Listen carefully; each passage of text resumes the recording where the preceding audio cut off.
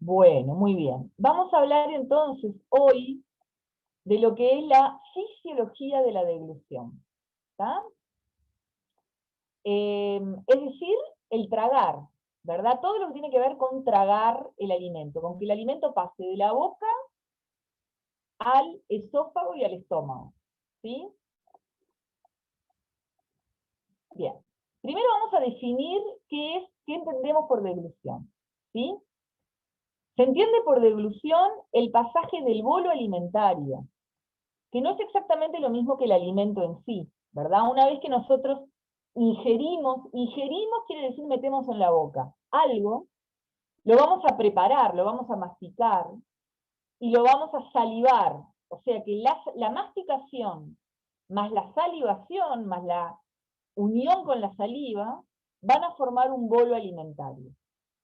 Aunque lo que metamos en la boca sean alimentos muy distintos, ¿no? Desde un asado hasta un puré de papas, desde una manzana hasta, no sé, un maní, ¿verdad? Lo que metemos en la boca lo vamos a preparar y vamos a formar un bolo alimenticio o bolo alimentario que es relativamente constante. Tiene entre 5 y 15 centímetros cúbicos, o sea, no es ni muy chiquitito ni muy grande, 5 a 15 centímetros cúbicos, tiene una consistencia blanda, yo no estoy tragando nunca algo muy rugoso, ¿verdad? Que me pueda lastimar. Tiene una temperatura parecida a la corporal, no es ni algo ni muy caliente ni algo muy frío, porque cualquiera de las dos cosas me puede también lesionar. Y no tiene ni un gusto ni un olor asqueroso, ¿verdad? Si fuera un gusto, un olor asqueroso, seguramente no lo trague, lo escupa. ¿Está? Entonces, esa preparación del bolo ocurre gracias a la masticación y a la salivación. Entonces, se entiende por deglución al pasaje del bolo alimentario preparado físicamente por la masticación y lubricado por la saliva desde la boca al estómago, ¿verdad? El pasaje del bolo desde la boca hasta el estómago, hasta que llega al estómago, todo eso es la deglución. ¿Sí? Bien, sigamos. ¿Qué características tiene esta función? Es una función innata y vital, que contribuye a la homeostasis. Innata. ¿Qué quiere decir eso? Nacemos sabiendo deglutir. El bebé nace y lo primero que hace es llora, y al llorar respira, ¿verdad? Y muy prontamente lo ponen al pecho materno, ¿verdad? No, a veces no es tan fácil que se prenda como uno quisiera, que se prenda el pecho, que aprenda bien a prenderse el pecho, pero lo hace relativamente rápido, comienza a succionar y traga. Nadie le enseña a tragar. Sabe tragar. ¿Por qué sabe tragar? Porque no hay tiempo de enseñarle eso. ¿Me explico? Hay otras funciones, como el habla, como la masticación, como la marcha, que el bebé no nace sabiéndola. Piensen que más o menos al año, a partir del año, el bebé aprende a caminar. A partir de el año y medio, 2 años, aprende a hablar. A partir de los 6 meses hasta los 2 años, aprende a masticar. Y le lleva un tiempo. Cuando aprende a caminar, se golpea, se cae, ¿verdad? Para hablar, balbucea. Hay un periodo en donde aprende esto. ¿Estamos de acuerdo? Lo mismo con masticar. Escupe, se ensucia, ¿no? No tenemos ese tiempo para las funciones vitales. Yo no puedo darme el lujo de que aprenda a tragar, porque en el medio se muere, tiene que tragar rápido, porque eso es vital, ¿verdad? Necesita el alimento. Entonces, las funciones vitales como respirar o como tragar son innatas, nacemos sabiéndolas. ¿Tá? Y son, les diría, más importantes que las otras. Una persona, obvio, todo es importante, ¿no? Pero una persona que mastica muy mal, o porque no lo aprendió bien, o porque tiene dificultades por alguna patología, o porque ya no le quedan dientes y tampoco tiene prótesis, ¿verdad? Aunque sea con los rodetes gingivales, aprieta la comida, pero lo que tiene que saber hacer es tragar. ¿Está? Y recuerden que la deglución contribuye a la homeostasis. La homeostasis, era la constancia del medio interno, que es el líquido intersticial que rodea las células, que es, digamos, el charquito donde están las células, se mantenga constante en nutrientes, en oxígeno, en temperatura, aunque el medio exterior varía. Y la deglución es un ejemplo claro de esto. Yo estoy metiendo algo del medio exterior hacia el estómago para que a nivel, sobre todo del duodeno, del intestino delgado, se absorba, pasa a la sangre, y por la sangre esos nutrientes lleguen a todos lados. ¿Sí? Es una actividad neuromuscular compleja, porque involucra muchos músculos la deglución, que consiste en una serie de movimientos coordinados de los músculos de la boca, faringe y esófago. Fíjense que para deglutir yo tengo que coordinar a los músculos que mueven la boca, a los músculos de la faringe, que son todos músculos estriados, constrictor superior, medio e inferior, son músculos estriados, y a los músculos del esófago. El tercio superior del esófago es músculo estriado, o sea, todo el músculo estriado es regulado por el sistema nervioso somático, o de la vida de relación, por motoneuronas alfa. Pero los 2/3 inferiores del esófago ya son músculo liso. Y cuando hablamos de músculo liso, nos vamos a otro sistema, el sistema nervioso vegetativo, simpático y parasimpático. Y tiene que estar muy controlado. Ustedes piensen que cuando tragan saliva, ¿tá? Cuando tragan saliva, eso se llama deglución, paradójicamente se llama deglución seca, cuando tragan saliva. ¿Tá? Tragan saliva y vean que en el momento que están tragando saliva no pueden hacer otra cosa. No pueden hablar, ¿verdad? No pueden masticar. Cuando tragan saliva, ustedes están en oclusión máxima, levantan el piso de boca y tragan saliva. Están en eso, no pueden hacer otra cosa. Pero los mismos músculos que están haciendo eso, al instante van a hacer otras cosas. Van a hablar, van a masticar, van a hacer otras cosas. Eso significa que si usamos los mismos músculos para cosas distintas, quiere decir que esas funciones tienen que estar claramente muy, muy, muy coordinadas. ¿Sí? Bien. Y después tenemos otra característica de la deglución, dice, el gran número de músculos involucrados y la compleja integración requerida en los músculos respiratorios y digestivos hace que este mecanismo sea multirreflejo. Pensemos que cuando deglutimos, el alimento va por la vía digestiva, va por la faringe, por el esófago. No va, por ejemplo, por la laringe, que sería la vía respiratoria. Pero todo está muy cerca, está todo ahí en el cuello, muy cerquita. Es muy, muy fácil que algo que yo estoy comiendo entre a la vía respiratoria. Y puede ser mortal. Yo me puedo morir de atorarme, ¿verdad? Yo me puedo realmente morir de atorarme. Les voy a contar una anécdota que me pasó con mi hijo para que les quede bien claro esto, ¿está? De lo grave que puede ser. Mi hijo tenía unos 6 años y estábamos en un cumpleaños. Ni siquiera era tan chiquito, piensen 6, 7, no me acuerdo bien, pero no era un bebé, ¿está? Y estaba comiendo un muffin, esos muffins que tenía mucho dulce de leche. Yo lo veo, era gordito, y yo lo veo con los cachetes llenos, y me sorprende un poco, porque lo veo con esos cachetes llenos del muffin, ¿está? Y empieza a ponerse rojo, empieza a ponerse azul, empieza los ojos a irse para atrás, y yo veo que algo está pasando, y me vuelvo loca, ¿verdad? Y claramente le digo ahí en el cumpleaños, bueno, por favor llamen una emergencia, pero mientras la emergencia llega, si yo no hago algo en ese momento, el chiquito se muere, se estaba poniendo azul. ¿Qué había pasado? Ese muffin, con todo ese pegote, se había puesto con el dulce de leche. Puede ocurrir también, por ejemplo, con la mozzarella de una pizza, o con el provolone, con algo muy blando, ¿verdad? Había quedado todo pegoteado ahí en el esfínter oral posterior, y no le estaba pasando el aire.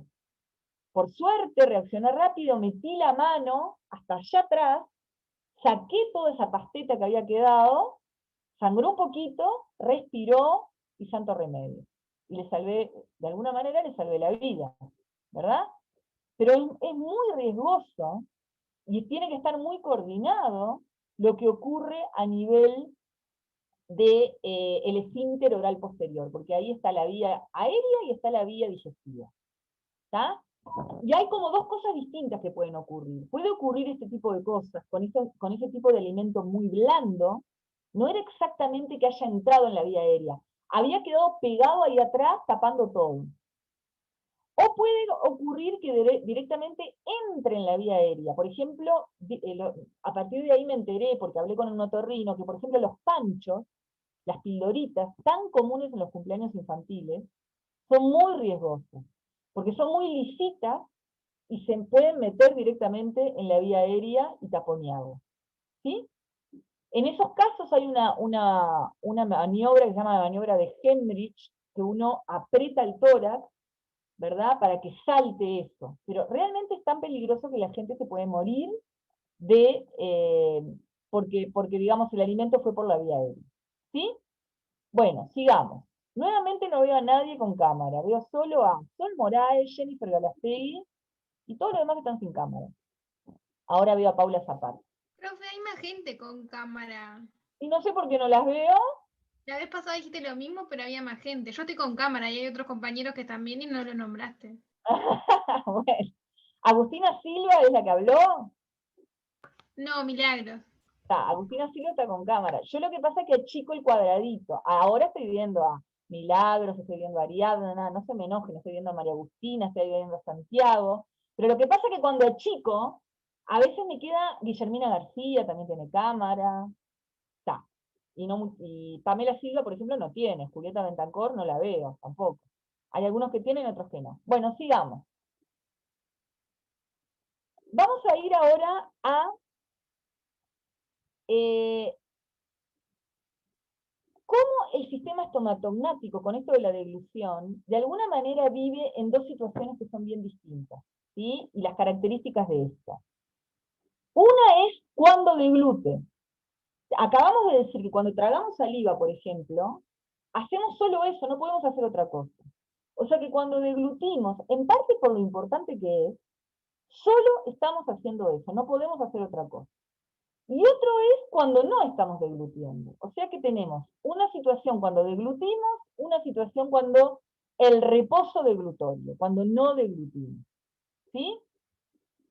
Cuando deglutimos, hay un conjunto complejo de estructuras estomatognáticas que deja de cumplir otras funciones para dedicarse exclusivamente al acto deglutorio.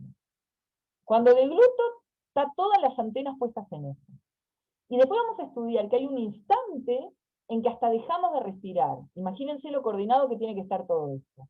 Hay un momentito en la deglución que se interrumpe la respiración, para después, por supuesto, reanudarse. ¿Está?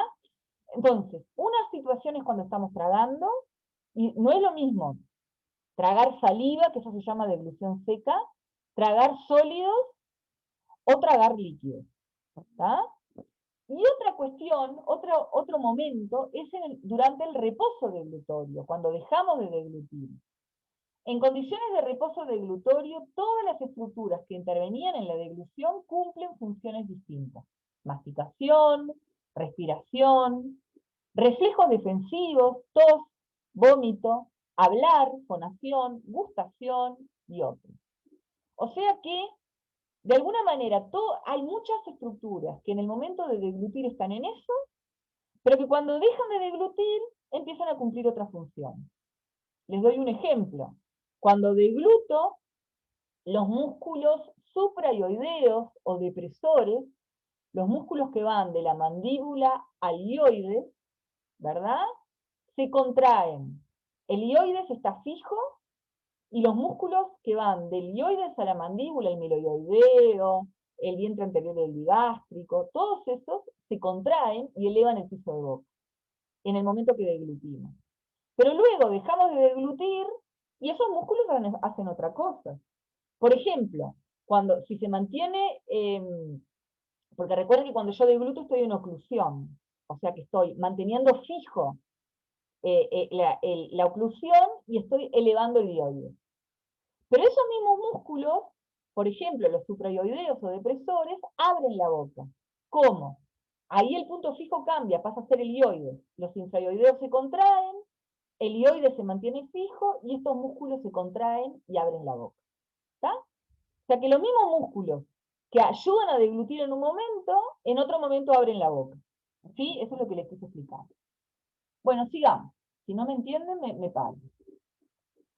Vamos a hablar de que la deglución forma parte de un gran comportamiento o ciclo biológico que tiene que ver con la alimentación. ¿Está?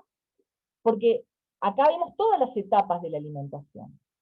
Lo primero es que yo tengo necesidad o deseo de ingerir alimentos, ¿verdad? Yo tengo el deseo o la necesidad de comer.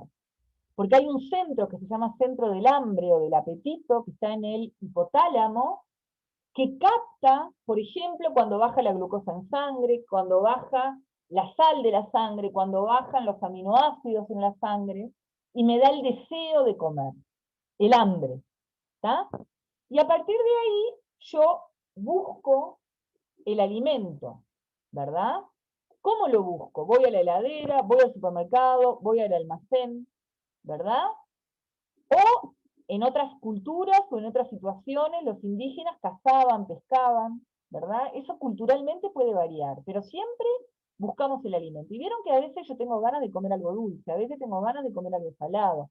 En algún punto yo elijo lo que quiero comer, si puedo, ¿no?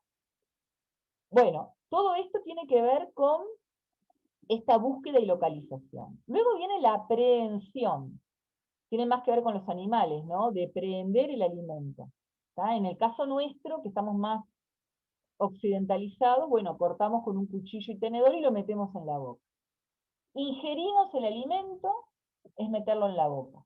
Lo masticamos, lo vamos a estudiar bien esto, ¿está? Pero preparamos ese alimento, lo trituramos, lo molemos, y lo insalivamos, lo mezclamos con la saliva y formamos ese bolo alimenticio de un tamaño de 5 a 15 centímetros cúbicos, blandito, de temperatura similar a la corporal. Deglutimos, quiere decir que ese alimento pasa de la boca a la faringe, de la faringe al esófago, y del esófago al estómago. Y ahí básicamente en el estómago, aunque algo se comenzó a digerir en la boca, sigue la digestión. ¿Tá? La digestión era la ruptura del alimento en partes más pequeñas, de los carbohidratos en monosacáridos o disacáridos, de las proteínas en aminoácidos, de las grasas en ácidos grasos. La digestión comienza en el estómago y continúa en el duodeno. En realidad en el duodeno, gracias a los jugos pancreáticos, es donde más se produce esa digestión. Y luego viene la absorción, es el pasaje de esos nutrientes a la sangre. El metabolismo que ocurre en el hígado y en muchos tejidos. Y la eliminación o excreción. Todo lo que no absorbimos es lo que se excreta por las heces.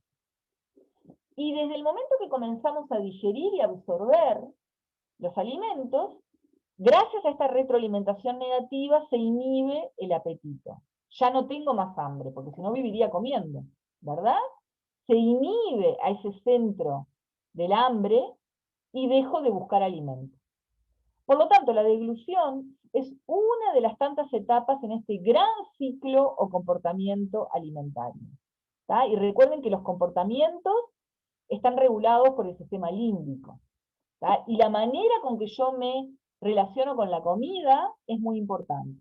Puede ser saludable o no. Y de ahí todas esas enfermedades, desde la obesidad hasta la anorexia o la bulimia, que son todas enfermedades que tienen una cuota importante emocional. ¿Sí? Bien, continuemos. Vamos a ir ahora a las diferencias que hay entre la deglución infantil y la deglución adulta. Porque vamos a ver que no es lo mismo, no es exactamente igual cómo traga un bebé que todavía no tiene dientes a un niño que ya los tiene. Acá vamos a hacer una salvedad. En realidad lo que vamos a comparar, la deglución infantil en realidad se da fundamentalmente cuando el bebé aún no tiene dientes o tiene pocos dientes. Cuando hablamos de devolución adulta ya nos estamos refiriendo a un niño, o sea que de adulto no tiene nada, puede tener 2 años y medio, pero ya tiene todos los dientes. Y eso, de alguna manera, influye, y eso es lo que vamos a ver ahora, en cómo va a deglutir. ¿Está? El material sobre el que está basado esta presentación son 2 libros. Un libro que es de Mans, el sistema estomatonático de Mans. Todo lo que tiene que ver con las diferencias entre deglución infantil y deglución adulta están ahí en el libro de Mans. Y hay un libretón de un ex catedrático que se llamaba Bocardo. No es exactamente un libro, es como un librillo. Esperen que no me estoy viendo a mí, entonces no sé si ven ustedes. Bueno, se ve muy poco. Bocardo, ¿está? Está en biblioteca. Está basado en ese libretón de Bocardo y en el librito de Mans de sistemas estomatognósticos. Bien, esto es de Mans, lo de las diferencias entre deglución infantil y adulta. Sigamos. Entonces, se dice que ¿cuándo hablamos de deglución infantil? Hablamos de deglución infantil cuando pensamos en un bebé que no tiene dientes. ¿Está? Es una deglución que también se le llama visceral. Y en ese caso, los diversos tejidos de la cavidad oral tienen diferentes velocidades, tanto de desarrollo como de maduración. Una de las cuestiones, por ejemplo, es que el bebé nace si esta mano de arriba es el maxilar y esta de abajo es la mandíbula, el bebé nace con la mandíbula retrasada respecto al maxilar. ¿Está? El bebé nace con la mandíbula retrasada respecto al maxilar. Y recuerden que lo primero la manera de alimentarse del bebé es la succión. Succiona el pecho materno o succiona la mamadera, pero succiona, ¿no? Entonces, para succionar, básicamente lo que hace el bebé es movimientos antero-posteriores de la mandíbula. Que además es posible que los haga porque los cóndilos de la mandíbula están muy aplanaditos.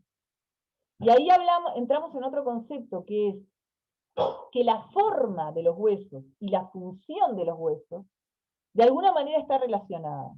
Porque recuerden que los músculos se insertan en los huesos. Y al traccionar del hueso, producen depósito óseo. Y al presionar, producen reabsorción.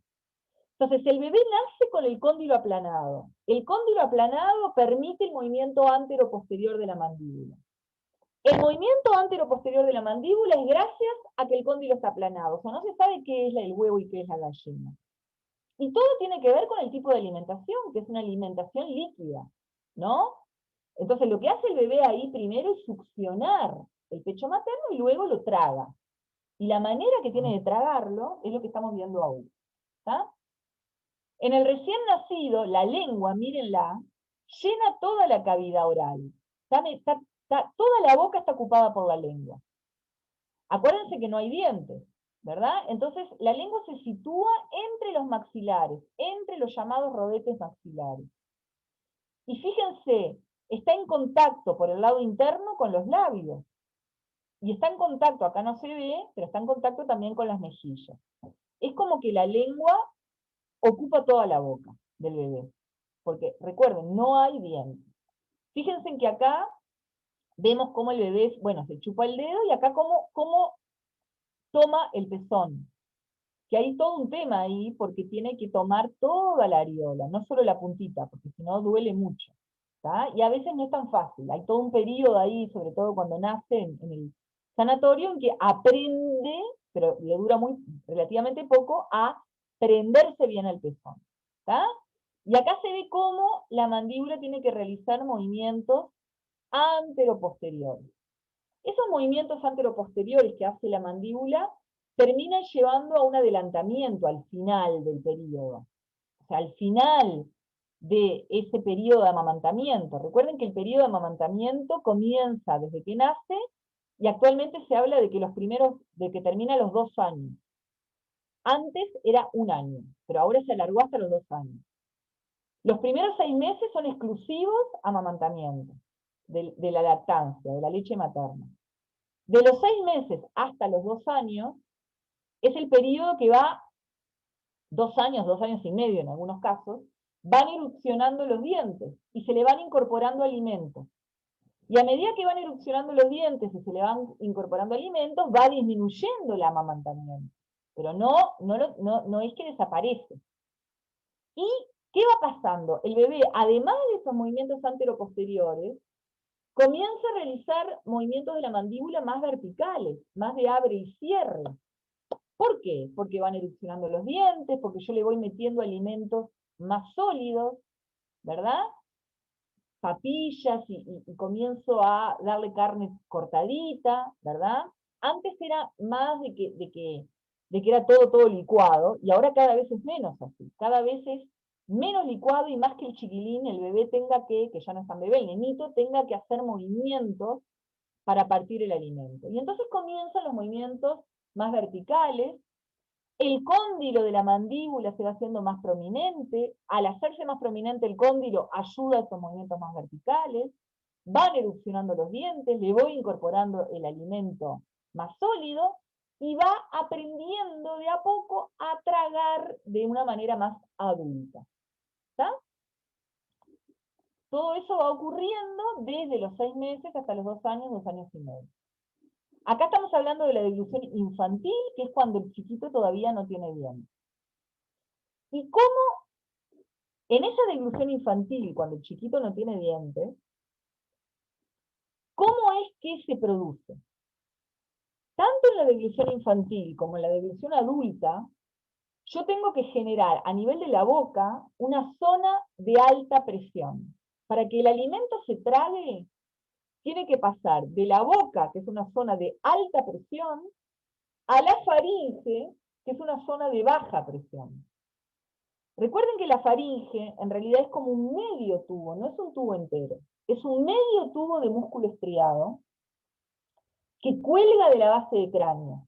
No tiene la pared anterior. ¿Cuál es la pared anterior de la faringe?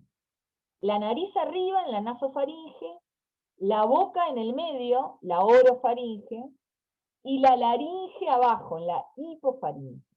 La faringe está como colapsada contra todas esas paredes, contra todas esas estructuras que acabo de hablar, y se abre cuando el alimento pasa por ahí. ¿Está?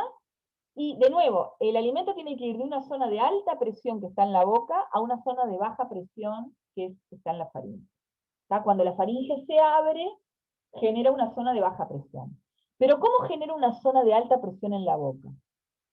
Para esto tengo que cerrar tanto el esfínter oral anterior, que está básicamente formado por el orbicular de la boca, orbicular de los labios, como el esfínter oral posterior. ¿Cómo ocurre esto en la deglución infantil? Cuando todavía no hay dientes. Porque cuando hay dientes, eso ayuda de alguna manera a cerrar ese esfínter oral anterior. ¿Me explico? Cuando yo estoy en oclusión máxima, los dientes detrás de los labios me ayudan a cerrar el esfínter oral anterior. Pero el bebé no tiene dientes. Entonces, ¿cómo cierra el esfínter oral anterior? Primero, proyecta la mandíbula hacia adelante, porque recuerden que la mandíbula está retrasada respecto al maxilar superior. Entonces el bebé tiene que hacer un esfuerzo en que la mandíbula vaya hacia adelante para poder cerrar el esfínter oral anterior. Hay una contracción evidente del orbicular de los labios, o de la boca, como le llaman ahora. Si yo miro a un bebé tragar, veo que aprieta los labios, más que si yo veo a un nene chico, o un adolescente, o un adulto. Contracción evidente quiere decir que lo veo de afuera. ¿Tá? ¿Por qué tengo que contraer de manera evidente? Porque no se me puede escapar el aire ni la comida para afuera. Tengo que cerrar ese esfínter oral anterior. ¿Y dónde se ubica la punta de la lengua? Entre los rodetes gingivales. Como lo ven acá. Acuérdense que como acá no hay dientes, a diferencia de la deglución adulta, se mete la lengua entre los rodetes, hasta hacer contacto por el lado interno de los labios. La punta de la lengua hace contacto por el lado interno de los labios. Y las partes laterales de la lengua hace contacto con la mejilla. Recuerden que la lengua ocupa todo. toda la boca. Y fíjense que así se cerró el esfínter oral anterior. ¿Está? Labios apretados con contracción evidente, lengua metida entre los rodetes gingivales. Recuerden que ahí no hay dientes. ¿Está? Ahora, antes de tragar, que tengo que generar esa zona de alta presión, también tengo que cerrar el esfínter oral posterior. Y para eso, ahí no cambia, tanto para la deglución infantil como para la deglución adulta, cómo se cierra el esfínter oral posterior. El velo del paladar, que es el paladar blando, la campanilla, ¿tá? El velo del paladar, se ubica en posición vertical y en contacto con la base de la lengua. Fíjense, el velo del paladar, ¿tá? Acá no se ve del todo, pero este es el paladar duro, este es el paladar blando, lo que estoy señalando acá. ¿Tá? Este es el paladar blando. Y este velo del paladar es esto, la puntita es la úvula, ¿sí? Está en posición vertical, no en posición horizontal, sino en posición vertical, contra la base de la lengua. Contra la base de la lengua, cerrando el esfínter oral posterior. ¿Sí? De esa manera se genera la zona de alta presión en la deglución infantil. Sigamos. Muy bien. Todo esto que acabo de contar ocurre cuando todavía no erupcionaron los dientes. A medida que van erupcionando los dientes, que de nuevo arranca más o menos a los 6 meses y termina a los 2 años y medio la erupción, hay todo un periodo en donde van erupcionando los dientes, vamos cambiando la alimentación de líquida a semisólida y sólida, el bebé aprende a masticar, el chiquito aprende a masticar, ¿está? Y se va transformando esa deglución infantil que ocurría cuando no había dientes en una deglución adulta. Adulta entre comillas, porque estamos hablando de un nene de 2 años y medio. Se supone que cuando el niño ya tiene toda la dentición temporaria erupcionada a los 30 meses más o menos, tiene que haber aprendido, se tiene que haber modificado esa deglución infantil en deglución adulta. ¿Está? Entonces, con esa incorporación de alimentos semisólidos y sólidos, y con el comienzo de la erupción dentaria, y con el cambio de los movimientos mandibulares, ya no solo antero-posteriores, sino ahora más verticales de abre y cierre, se va a transformar la deglución infantil en deglución adulta o somática. Y ahora tenemos que ver cómo las diferencias que hay ahora entre esa deglución infantil y esa deglución adulta. Ahora, en esta deglución adulta o somática, también tengo que cerrar el esfínter oral anterior y el esfínter oral posterior. Pero ahora la diferencia que tengo es que tengo dientes. Eso me va a ayudar a cerrar el esfínter oral anterior. Entonces, ¿cómo se cierra?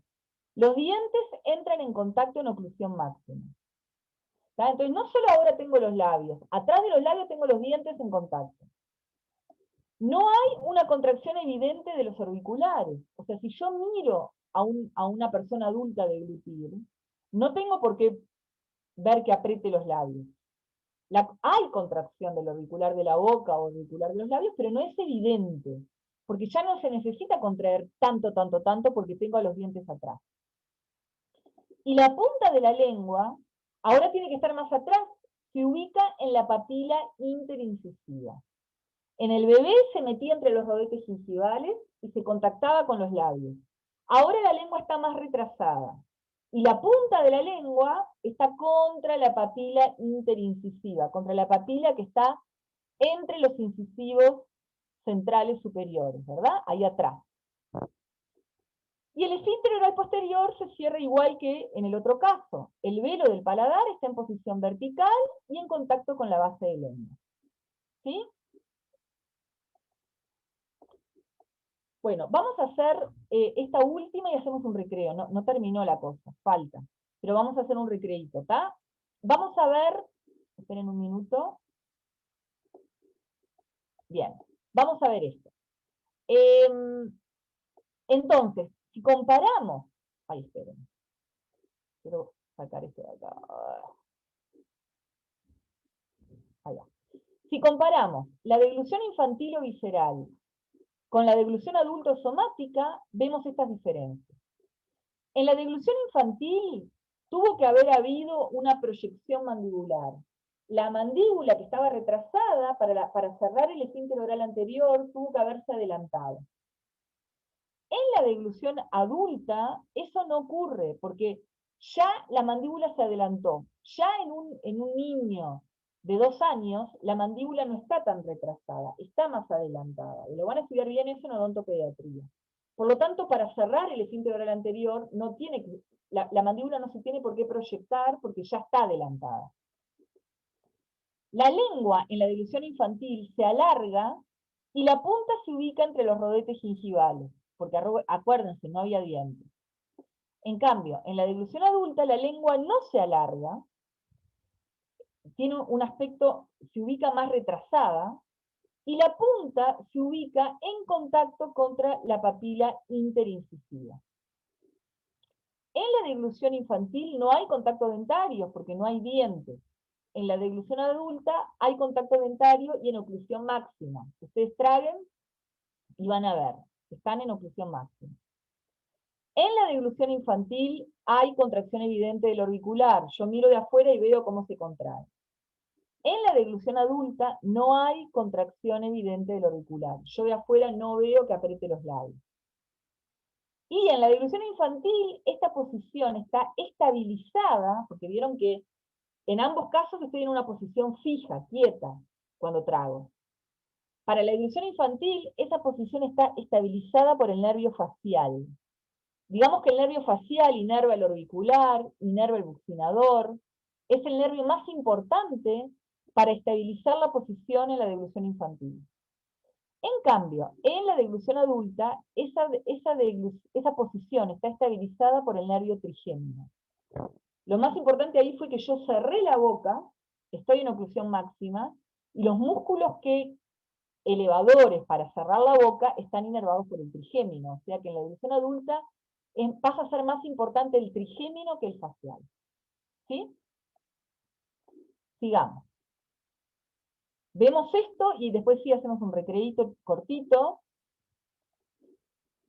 Hay una deglución que se llama deglución atípica, que se da cuando por alguna razón la lengua, a pesar de que ya tengo dientes, no adopta esa posición retrasada con la punta contra la papila interincisiva, sino que la lengua se sigue metiendo entre los dientes, sigue manteniéndose un patrón infantil. Entonces la lengua quiere meterse entre los dientes, como ocurre acá, en esta nena, quiere meterse entre los dientes y ven, la nena aprieta los labios cuando deglute, más de lo que debería. ¿Por qué? Porque tiene que cerrar el esfínter oral anterior. ¿Y qué pasa? Si la lengua, que es bruto músculo, se quiere meter entre los dientes, nadie se lo va a impedir. Se va a meter. ¿Y qué va a generar acá? Va a generar la llamada mordida abierta. ¿Verdad? Genera como un agujero ahí entre los dientes. O sea que ya esos dientes no me sirven como cierre del esfínter oral anterior. Y por eso la nenita tiene que apretar los labios como si no tuviera dientes. ¿Está? Dice, la deglución atípica no se trata de un estancamiento en un estado evolutivo infantil, sino de una forma de deglutir anómala. Puede causar una maloclusión, que es la mordida abierta, que es consecuencia de esta deglución infantil o atípica. ¿Qué va a pasar? Nosotros como odontólogos nos va a llegar esta nena con esa mordida abierta, y si yo solo pienso en arreglar los dientes con aparatos, los voy a arreglar por poco tiempo, porque si la lengua no se reeduca, no aprende a adoptar una posición más retrasada, y se sigue queriendo meter entre los dientes, no hay forma. O sea que lo que yo voy a tener que hacer ahí como odontóloga es arreglarle los dientes, pero también mandarla, o hacerlo yo, lo sé, o mandarla a una reeducadora de la deglución, que muchas veces son los fonoaudiólogos, para que reaprenda a deglutir, para que ubique la punta de la lengua más atrás, ¿sí? Para poder arreglar este problema, porque si no, mi arreglo va a durar poco, ¿está? Bueno, y con esto vamos a hacer un pequeño recreíto, ¿sí? De 5 minutitos, porque no tenemos mucho tiempo, ¿Está? Son 11:10, 5 minutos, 11:15 en punto sigo. ¿Está?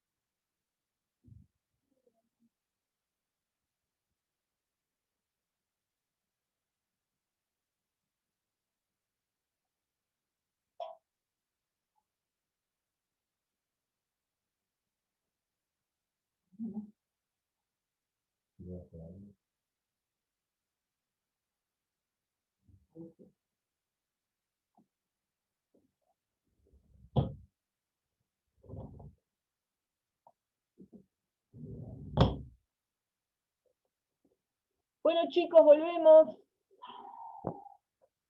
Volvemos.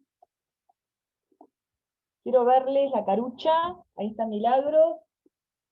Ahí está Ariadna. Ahí está Jennifer, Sol.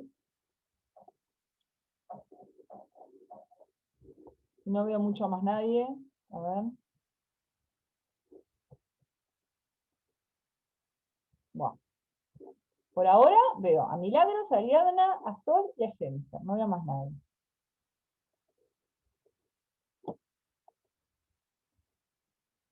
Quiero que vuelvan. No hay nadie que proteste, que me diga, no, no, yo estoy, no. Bueno, mientras estén ustedes, chicas, y haya alguien del otro lado que no sean letras, está todo bien. Sigamos. Bueno. Vamos a ir ahora a las teorías de la deglución. Es decir, hablamos de las diferencias entre deglución infantil y deglución adulta. Ahora vamos a hablar de, hay 4 teorías que, como siempre, de alguna manera todas tienen algo de verdad, algo de razón, ¿tá? Y en el fondo la deglución es un poco la mezcla de todas esas 4 cosas. En el fondo es, también esto es sacado de Mans, es dónde ponemos el énfasis en lo que genera la deglución. Después vamos a ver que en realidad la deglución pasa un poco de todo esto, ¿tá? Pero cada teoría está poniendo el énfasis en un punto diferente. Y el entenderlo desde ese punto de vista creo que nos amplía la mirada y nos ayuda a entender la deglución. ¿Sí? Entonces, hay una teoría que habla de la propulsión constante. Quiere decir que el bolo la voy como moviendo, ¿verdad? desde la boca al estómago en 3 fases.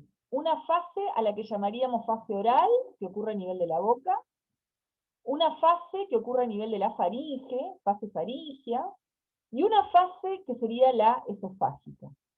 Es un poco la idea de un tubo, ¿verdad? En donde yo voy moviendo el bolo desde la boca al estómago, como si fuera una especie de peristaltismo, ¿no? Hay algo de eso, ¿no? De contracción de ese tubo, mandando el bolo desde la boca a la faringe, de la faringe al esófago, del esófago al estómago. Propulsión constante. ¿Sí? Bien. Esperen un poquito. Ahí va. Después tenemos otra teoría que habla de la expulsión oral. La teoría de la expulsión oral, de alguna manera, pone el énfasis en la acción de la lengua. Dice que la lengua actúa como un pistón, ¿verdad? Como un pistón, que es un término de la mecánica. ¿Sí? Pistón. Y que la lengua de alguna manera empuja el bolo desde la boca a la faringe. Expulsa el bolo desde la boca a la faringe. ¿Verdad? Acá estamos viendo el bolo alimenticio, que está entre el dorso de la lengua y el paladar blando, ¿tá? Y cómo la lengua, al contraerse, manda el bolo desde la boca a la faringe. Pone el énfasis ahí, ¿sí? Esta teoría. Luego tenemos otra teoría, que es la teoría de la presión negativa. ¿Se acuerdan que dijimos que la deglución se da por un gradiente de presión? Me tengo que preocupar para generar una zona de alta presión en la boca, pero también para generar una zona de baja presión en la faringe. En algún punto, esta teoría pone el énfasis en esto, en que a nivel de la faringe, recuerden que la faringe estaba atrás de la nariz, para la nasofaringe, atrás de la boca, para la orofaringe, acá, estamos en la faringe, ¿está? Y atrás de la laringe, para la hipofaringe. Acá estamos en la faringe. Esta es la columna vertebral, ¿no? Entonces, de alguna manera, la faringe, que está formada por músculo estriado, se ensancha y succiona, chupa al bolo. Genera como una presión negativa, como que chupara al bolo desde la boca, pero por esa presión negativa, que genera la faringe al abrirse, al ensancharse, al hacer lugar al bolo. Y esta teoría pone el énfasis en eso. Y por último, hay una teoría que se llama teoría de la integración funcional, que dice que esta deglución está sumamente regulada por el sistema nervioso. Desde el momento que los mismos músculos que en algún momento hacen una cosa, dejan de hacerlo para deglutir. Los músculos que mastican, en el momento de la deglución dejan de masticar. Los músculos que hablan, en el momento de la deglución dejan de hablar. Hasta se interrumpe en un instante la respiración. Quiere decir que esto tiene que estar muy coordinado por el sistema nervioso, y esta teoría pone el acento en un centro, que lo vamos a ver bien la próxima, que se llama centro de la deglución, que es un centro nervioso que está en el bulbo y en la protuberancia, en el tronco cerebral, que regula la deglución. Y esta teoría pone el énfasis en eso. Como les dije, en realidad hay un poco de todo. Hay un poco de una propulsión constante, como si fuera un peristaltismo entre la boca y el estómago. Hay un poco de que la lengua juega un rol muy importante empujando el bolo hacia la faringe. Hay un poco que la faringe juega un rol importante al abrirse y succionar el bolo desde la boca. Y hay un poco de que todo esto está regulado por un centro de la deglución muy importante. ¿Está? O sea que todas tienen razón. ¿Sí? Sigamos. Vamos a hablar entonces de las etapas de la deglución. Y vamos a hablar de un sistema que se llama sistema horizontal, que está formado básicamente por la boca, y un sistema que se llama sistema vertical, que está formado básicamente por la faringe y por el esófago. ¿Sí? En el sistema horizontal vamos a hablar de 2 etapas de la deglución. Una etapa bucal preparatoria, que sería todo lo que ocurre cuando yo meto el alimento en la boca, cuando yo ingiero el alimento, hasta que se forma el bolo alimenticio. O sea, toda la etapa de preparación, de mezcla de ese alimento con la saliva para formar el bolo, sería la etapa preparatoria bucal. ¿Está? Ahora la vamos a ver más en detalle. Una vez que el bolo se formó, después vamos a ver que se mete en el dorso de la lengua el bolo, ahí comienza la etapa bucal propiamente dicha. En realidad, la etapa bucal propiamente dicha va desde el momento que se formó el bolo hasta que el bolo pasa a la faringe. ¿Tá? Eso sería la etapa bucal propiamente dicha.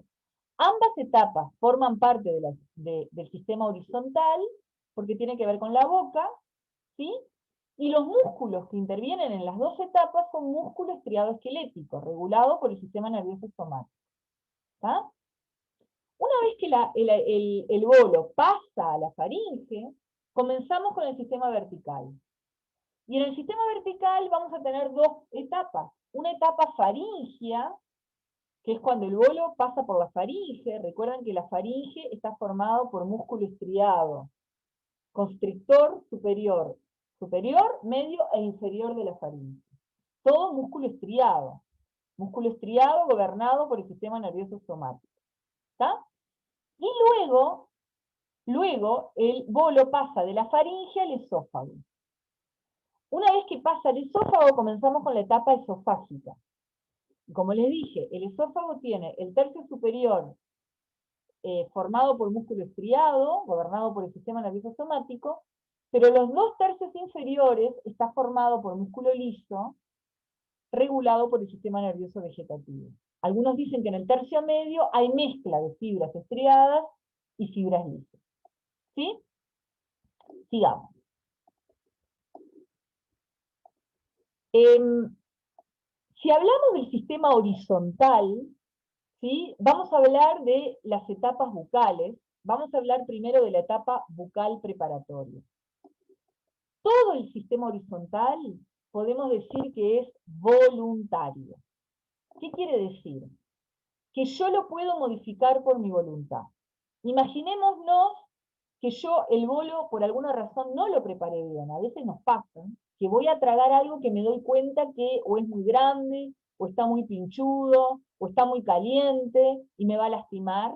Lo mando de nuevo a la parte anterior de la boca, lo preparo mejor, y recién cuando esté bien preparadito y tome la decisión voluntaria de deglutir, lo voy a deglutir.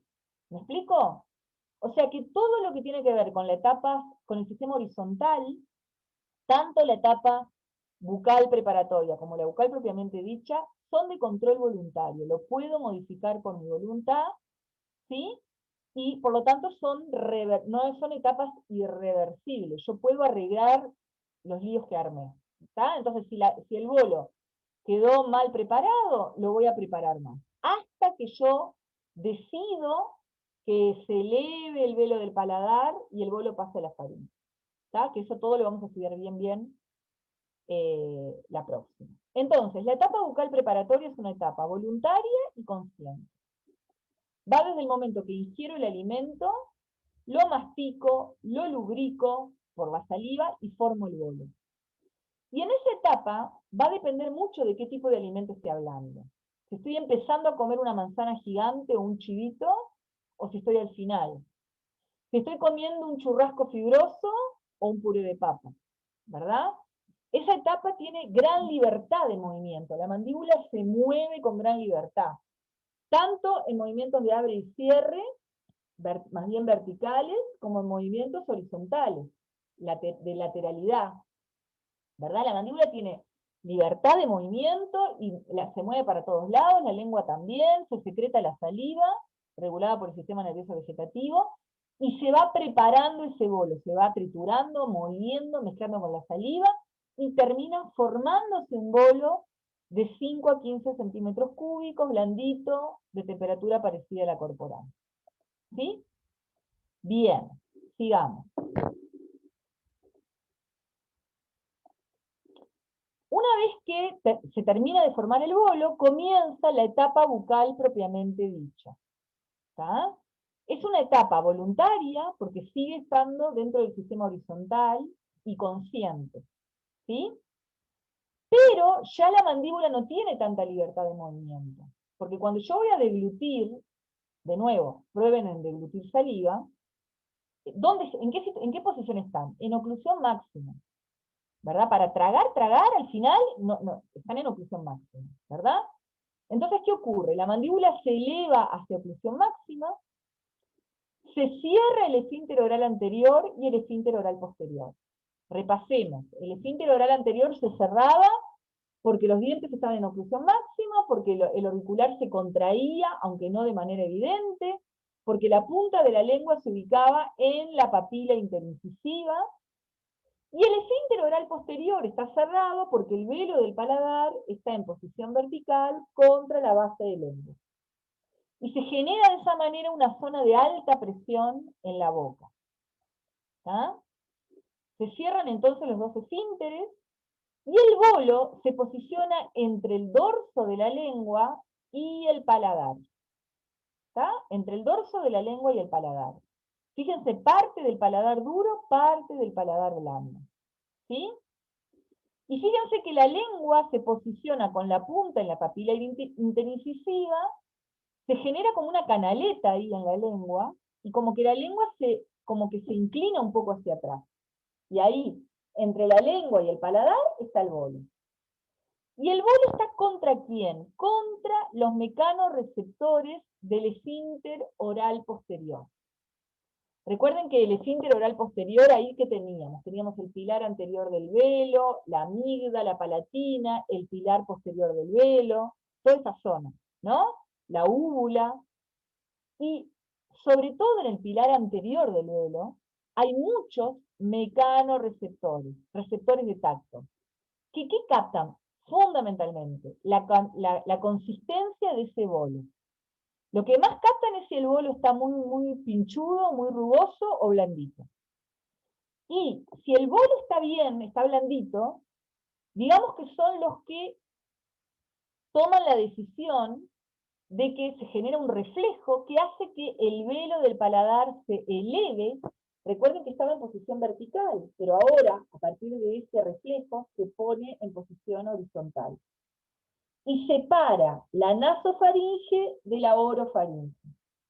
Y ahí el bolo va a poder ir de la boca a la faringe.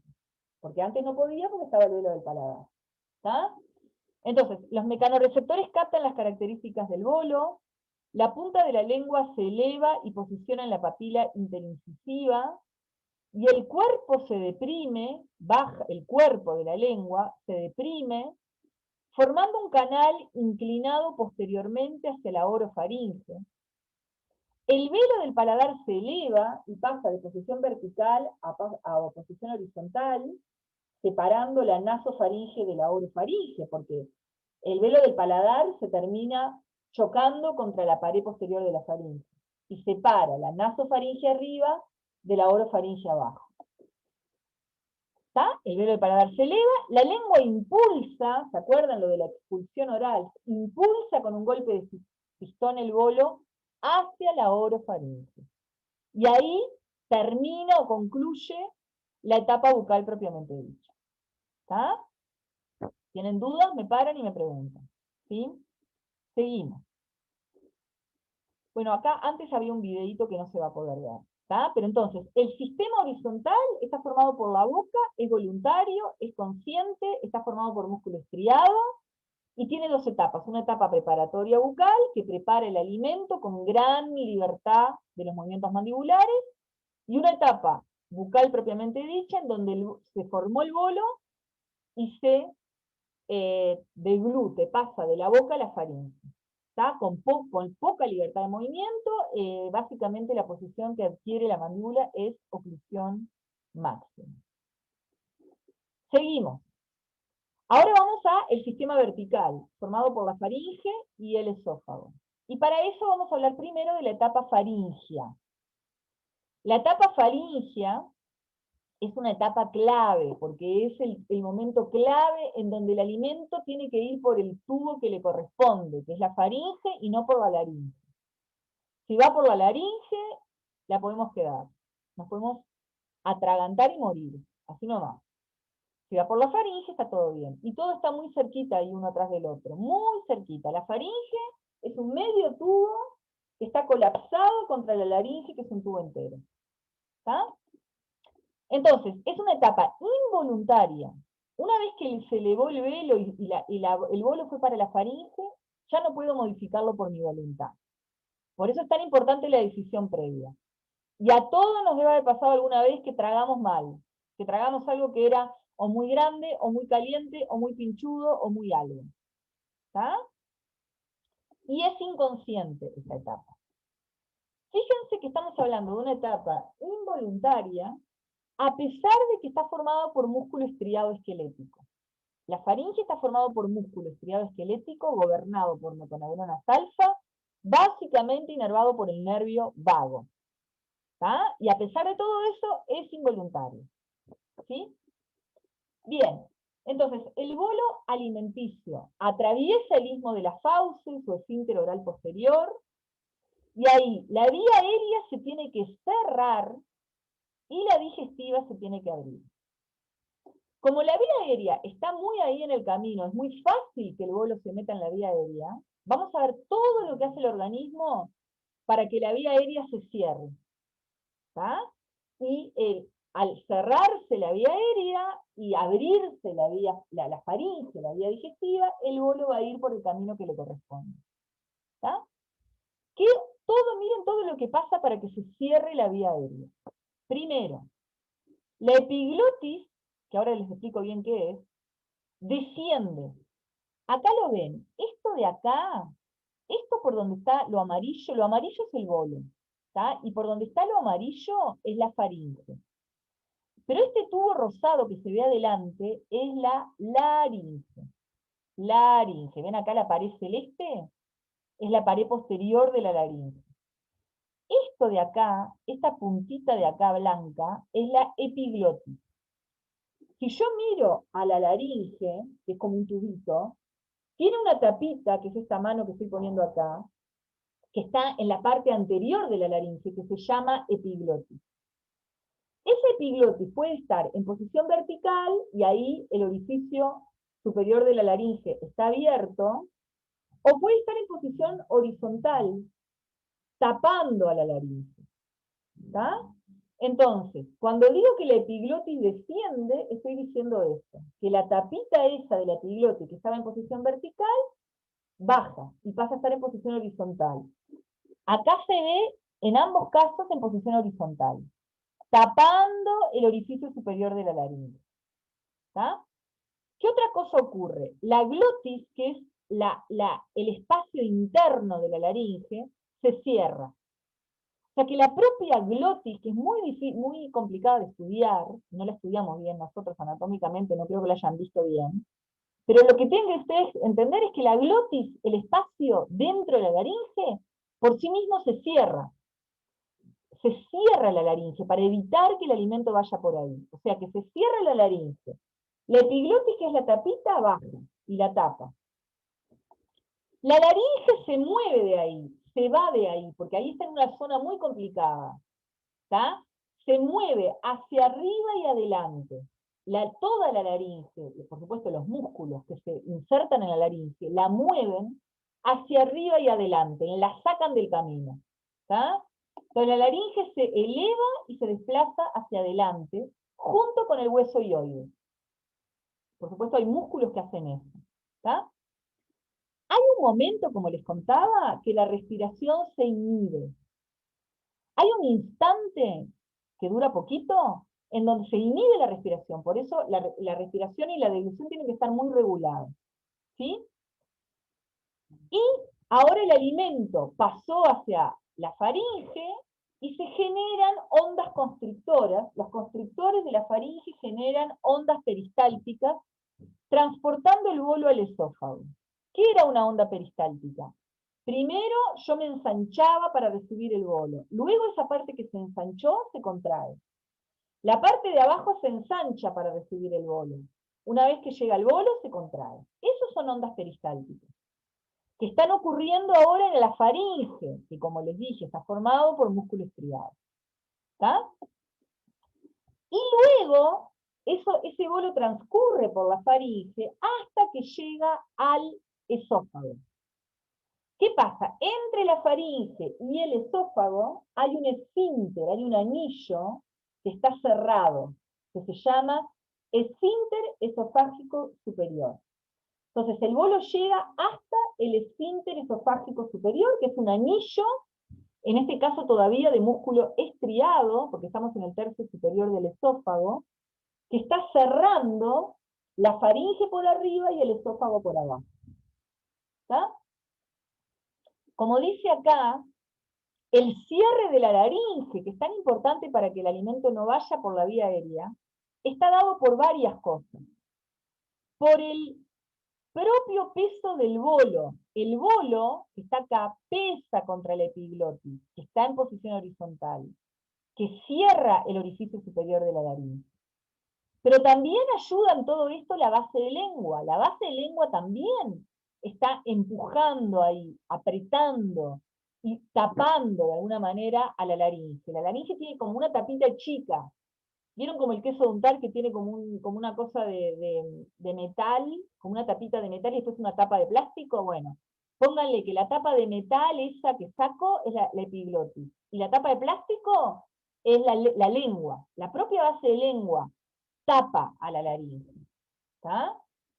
Y también la epiglotis, que ya dijimos que es una tapita que estaba en posición vertical y que se cierra y tapa la epiglotis. Y más importante que todo eso, el propio cierre de la glotis. Y además, moví la laringe, la saqué del camino, la moví para arriba y adelante. ¿Quedó claro?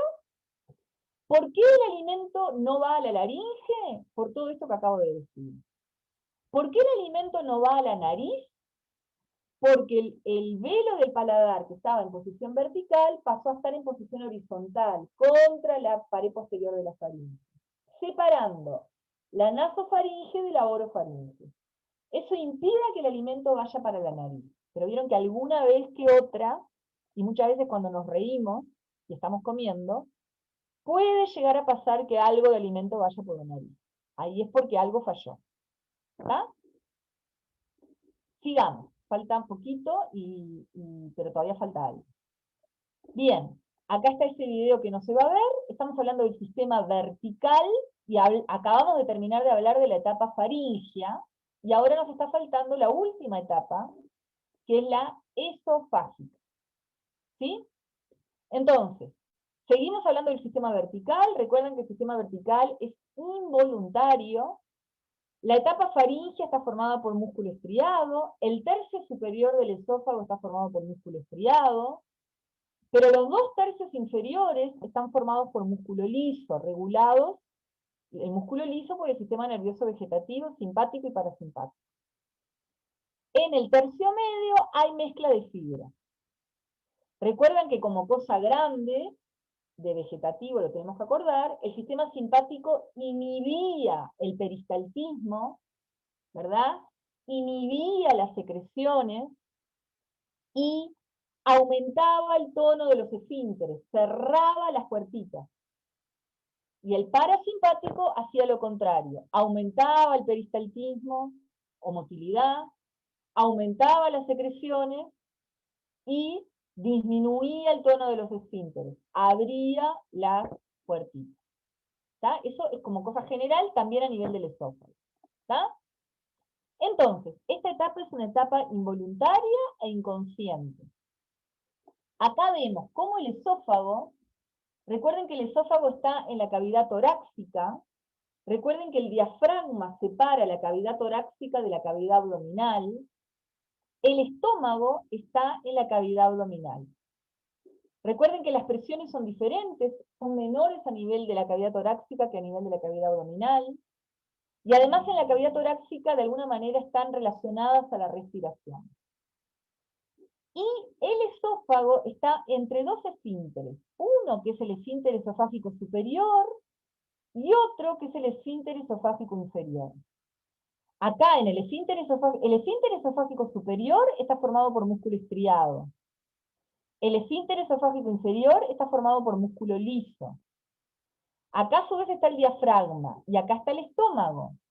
Este esfínter esofágico inferior tiene que estar muy cerrado para evitar el reflujo ácido del estómago, que es tan factible que ocurra, ¿verdad? Porque las presiones acá son mucho mayores en la cavidad abdominal. Es muy fácil que el ácido refluya del estómago al esófago. Ocurre mucho también en las mujeres embarazadas, ¿sí? Porque también ahí todavía aumenta más la presión dentro de la cavidad abdominal. ¿Está? Entonces, que una vez que el bolo llegó hasta estar, digamos, antes del esfínter esofágico superior a nivel de la faringe, ¿qué ocurre? Ese esfínter esofágico superior se abre, se inhibe, digamos, se abre y deja pasar el bolo. Y es transportado a lo largo del esófago gracias a movimientos peristálticos.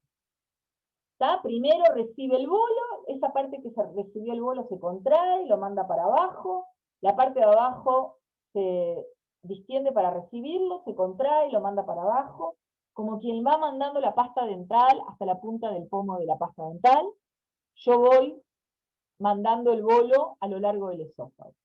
¿Sí? Bien, en el transcurso de, una vez que el bolo pasa al esófago, todas las estructuras que habían cerrado a la vía aérea respiratoria, la vía aérea, para que el alimento no entre por ahí, vuelven a lo normal. ¿Está? Dice, porque ya no hay riesgo, ya si pasó el esfínter esofágico superior, el bolo ya está en el esófago, no hay riesgo que vaya a la vía aérea. Entonces, en el transcurso de esta fase, el cartílago tiroides baja, y el ioides, la epiglotis, la lengua, el velo de paladar, vuelven a su posición original. Y cuando la onda peristáltica llega al esfínter esofágico inferior, este se relaja, ahí recuerden que ya estamos en músculo liso, y el bolo pasa hacia el estómago. ¿Sí? Y como que se finalizó la etapa, de la etapa esofágica. ¿Está? Vamos a hablar dos cositas más de esto. Bueno, acá está, acá se ve el esófago, acá se ve la epiglotis todavía en posición horizontal, acá se ve la laringe, acá se ve la orofaringe, acá ya estamos en la hipofaringe y en el esófago. ¿Ah?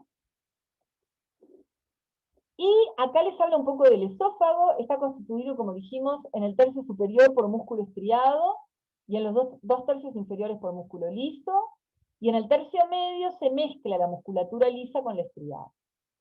Acá tenemos el esófago, que están entre el esfínter esofágico superior y el esfínter esofágico inferior.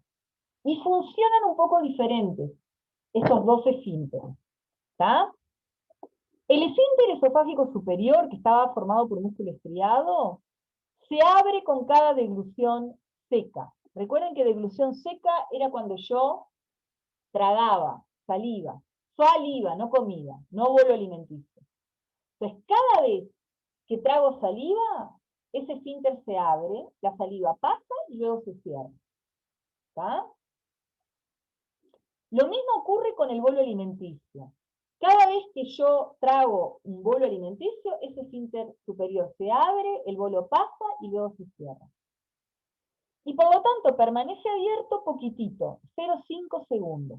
Se abre y después se cierra. Se abre y después se cierra. Es diferente que el esfínter esofágico inferior. En el esfínter esofágico inferior no se abre y se cierra cada vez. Porque recuerden que estamos en un lugar crítico, acá está el diafragma, acá está el estómago, ya pasamos de la de la cavidad torácica a la cavidad abdominal. Tenemos que evitar el reflujo ácido. Entonces, este esfínter no se abre a cada rato. Solo se abre en los momentos en que estoy de verdad comiendo, en los momentos en que me senté a almorzar, me senté a cenar, ¿tá? Me senté a merendar, ¿verdad? Por lo tanto, no se abre frente a cada deglución seca. La saliva se va acumulando acá, pero no es que cada vez que trago saliva se abre. Se acumula acá la saliva, ¿sí? Permanece abierto una serie de degluciones. Cuando yo me senté a almorzar, bueno, ahí sí se abre. Para que el alimento y ahora también la saliva que quedó acumulada pase al estómago. Y por lo tanto permanece abierto más tiempo, de 6 a 10 segundos, mucho más que el esfínter esofágico superior. ¿Sí? Bueno, acá les hablo un poquitito, y ya estamos terminando, del problema de lo que es el reflujo gastroesofágico. De cómo este esfínter tiene que estar muy cerradito, evitando ese reflujo. Recuerden que el pH del estómago es muy, muy, muy bajo y la mucosa del esófago no la puede aguantar a ese pH tan bajo. ¿Y qué pasa? ¿Cuándo ocurre este reflujo? Cuando el esfínter esofágico inferior no se cierra adecuadamente, permitiendo que el contenido del estómago regrese o haga reflujo hacia el esófago y lo irrite. Le puede provocar lesiones en el esófago, puede provocar una tos por esa razón, y a nivel dentario puede provocar erosión, que se ve así, cómo se erosiona el esmalte, ¿está? Porque el esmalte no aguanta tanta acidez. Ese reflujo llega hasta la boca y provoca erosión dentaria. ¿Sí? Bueno, y con esto terminamos. ¿Está? Así que bueno, la próxima va a ser más corta la clase porque vamos a ver regulación de la deglución, vamos a terminar antes, lo vamos a ver el viernes que viene a las 9, perdón, a las 9. Y bueno, esto se va a grabar y se va a subir, no sé si, supongo que en 2 videos, el de las etapas de la deglución, que es lo que estamos viendo hoy, y regulación de la deglución lo veremos la próxima. ¿Está? Que pasen lindo. Después la próxima hablamos de cómo les fue en la prueba, ¿está? Porque ya vamos a tener las notas. ¿Está? Que pasen lindo.